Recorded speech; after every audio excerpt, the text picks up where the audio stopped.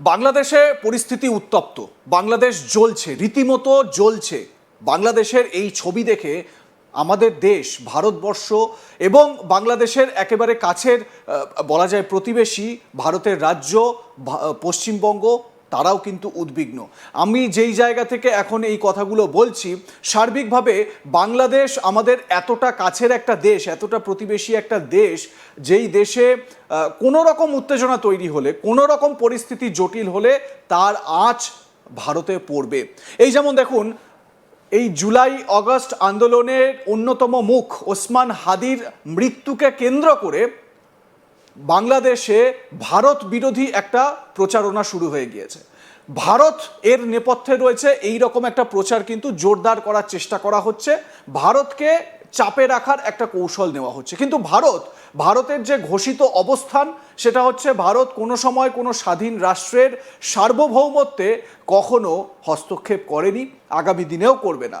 ভারত কোনোদিনও কোনো স্বাধীন রাষ্ট্রকে আক্রমণ আগে করেনি বা সেই রাষ্ট্রের ওপর কোনো সময় রক্তচক্ষু দেখায়নি, আগামী দিনেও করবে না।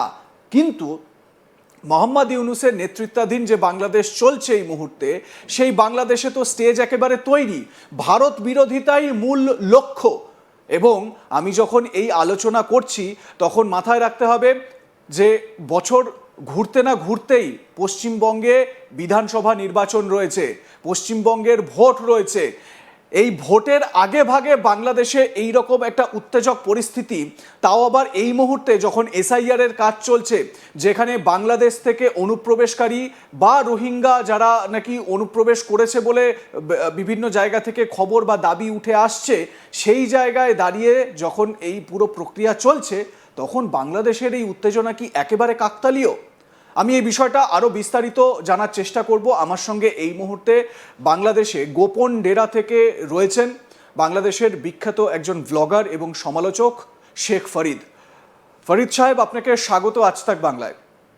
ধন্যবাদ আপনাকে, সেই সাথে আপনাদের দেশ এবং আপনাদের দর্শকদের অনেক অনেক শুভেচ্ছা এবং আমাদের মহান বিজয় দিবসের শুভেচ্ছাও নেবেন।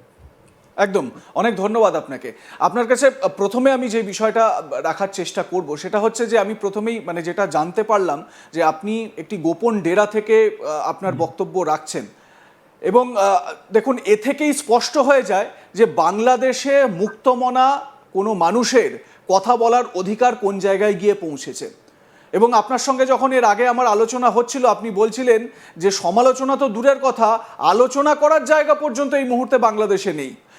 আপনি প্রথমে আপনার কাছে প্রাথমিকভাবে আমি জানতে চাইবো যে বাংলাদেশের এই মুহূর্তের পরিস্থিতিটাকে আপনি কিভাবে দেখছেন, তারপর আমি পশ্চিমবঙ্গের বিষয়টায় আসছি। ধন্যবাদ আপনাকে, আবারও আপনার দর্শকদের অনেক অনেক শুভেচ্ছা। আসলে আমাদের এখন মহান বিজয় দিবস, বিজয়ের মাস, কিন্তু আমরা সেটা উদযাপন করতে পারতেছি না। সেটা তো দূরের কথা, আমরা নিজেরা কথা বলার মতো, পথ চলার মতো, সমালোচনা তো দূরের কথা, আলোচনা করার মতো আমরা পরিবেশ এখন পাচ্ছি না আমাদের দেশে। এই তথাকথিত এই ইউনূসের সরকার, আপনারা দেখেছেন গত 24 ঘন্টায়, মাত্র 24 ঘন্টায় যা যা ঘটে গেছে, এখনো 24 ঘন্টা হয়নি, তবু আমি ধরে নিলাম 24 ঘন্টায় যা যা ঘটে গেছে, এটা এখন আর আমাদের স্বাধীন দেশ মনে হচ্ছে না, এটা এখন আর বাংলাদেশ মনে হচ্ছে না। এটা আপনাদের সেই চেনা জানা প্রতিবেশী বাংলাদেশ নয়, এটা আমাদের পরিচিত, আমাদের নদীমাতৃক সেই বাংলাদেশ এটা এখন আর নেই। এই মুহূর্তে এই বাংলাদেশটাও একটা জঙ্গি ও মৌলবাদী রাষ্ট্রে পরিণত হয়ে গেছে, এবং এইখানে এই মৌলবাদ ও জঙ্গিবাদকে পৃষ্ঠপোষকতা দিয়ে চলেছে এই ডক্টর ইউনূসের সরকার, যেটাকে আমি এনজিওগ্রাম সরকার বলে থাকি। এদের কথা ছিল উপদেষ্টা হয়ে, কিন্তু হয়ে গেছে উপদেষ্টা হওয়ার কথা থাকলেও আর অপদেষ্টা হয়ে বাংলাদেশের রাজনীতি, অর্থনীতি এবং প্রতিবেশীদের সাথেও সম্পর্ক একেবারেই তলানিতে নিয়ে গেছে। পাকিস্তানের প্রেসক্রিপশনে বা আরো কোনো দেশের প্রেসক্রিপশনে বাংলাদেশের যে জঙ্গিবাদ এবং মৌলবাদের উত্থান ঘটেছে, মুক্তিযুদ্ধ বিরোধী, ভারত বিরোধী, এমনকি আওয়ামী লীগ বিরোধী যে গোষ্ঠীটার উত্থান ঘটেছে, এতে আমাদের বাংলাদেশের এখন আর ভালো নেই, আমরা কেউই ভালো নেই। এমনকি যারাই কাজগুলো করতেছে তারাও কিন্তু আসলে ভালো নেই। জি, আমি ফারিদ সাহেব, এবার আপনার কাছে একটা প্রশ্নে আসি, সেটা হচ্ছে এই ঘটনাটা কি একেবারে কাকতালীয় তো হতে পারে না। তার কারণ হঠাৎ করে এত মব চলে আসবে, চারিদিকে আগুন জ্বলবে, ভাঙচুর হবে, এটা এরকমভাবে ওভারনাইট হওয়ার নয়। এর নেপথ্যে যে দীর্ঘমেয়াদী একটা পরিকল্পনা রয়েছে সেটা স্পষ্ট। আমরা এই আলোচনাও করেছি যে এর নেপথ্যে সিআইএ, ডিপ স্টেট ভীষণ রকমভাবে অ্যাক্টিভ, এবং তারা এটাকে পুরো একদম ডিজাইন করেছে এই প্রোটেস্টটাকে। আমি ঠিক এই জায়গা থেকে আপনার কাছে একটা প্রশ্ন রাখতে চাই, সেটা হচ্ছে যেরকম আমি শুরুতেই বললাম যে পশ্চিমবঙ্গে ভোট রয়েছে আর কয়েক মাসের মধ্যে, বছর ঘুরলেই তারপরে পশ্চিমবঙ্গে ভোট। আমাদের এসআইআর প্রক্রিয়া চলছে, আপনি অবগত। এসআইআর প্রক্রিয়ার যে ড্রাফট লিস্ট, সেই ড্রাফট লিস্টেই এখনো পর্যন্ত 58 লক্ষের নাম বাদ চলে গিয়েছে, এবং এরপর হিয়ারিং প্রসেস রয়েছে। সেই হিয়ারিং প্রসেসে মনে করা হচ্ছে মানে আরও 1 কোটির বেশি, 1,50,00,000 লোককে হিয়ারিং প্রসেসে ডাকা হবে, এবং তাদের কাছ থেকে বিভিন্ন রকম ডকুমেন্ট জানতে চাওয়া হবে ইত্যাদি। এই প্রসেসটা কিন্তু চলছে। এবারে প্রশ্ন হচ্ছে যে এই প্রসেস যখন চলছে, ভোট প্রক্রিয়ার মধ্যে দিয়ে, ভোট প্রক্রিয়ার একটা আবহে যখন আমরা আছি, তখনই বাংলাদেশে এই রকম একটা উত্তেজনা, এটা কি পুরোপুরি কাকতালীয় একেবারে নয়? এটা কি মানে আমাদের ভোটটাকে, পশ্চিমবঙ্গের ভোটটাকে কোনো রকমভাবে দাবিয়ে দেওয়া বা ভোটে একটা প্রভাব বিস্তার করা, তার জন্য কি বাংলাদেশে এই রকম একটা প্লটিং তৈরি করা হয়েছে? কারণ মানে যদি ভারতের কোনো একটা জায়গায়, ভারতের ইস্টার্ন ফ্রন্টে যদি উত্তেজনা তৈরি করতে হয়, তাহলে পশ্চিমবঙ্গের থেকে ভালো প্লেস, ভালো জোন আর কি হতে পারে?